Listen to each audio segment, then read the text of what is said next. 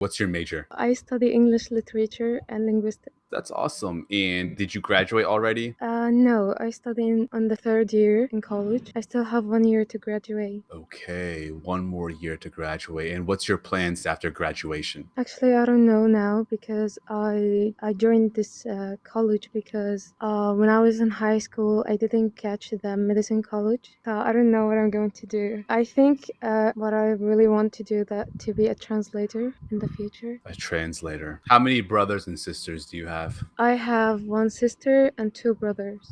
Are you the youngest? No, I'm the second. I have my older brother and two after me, sister and brother. Nice. How does it feel like to be the forgotten one? Mom always told me like I'm not a perfect one to teach my younger siblings. Like I'm not that good for them. So I don't know. She criticized me for being.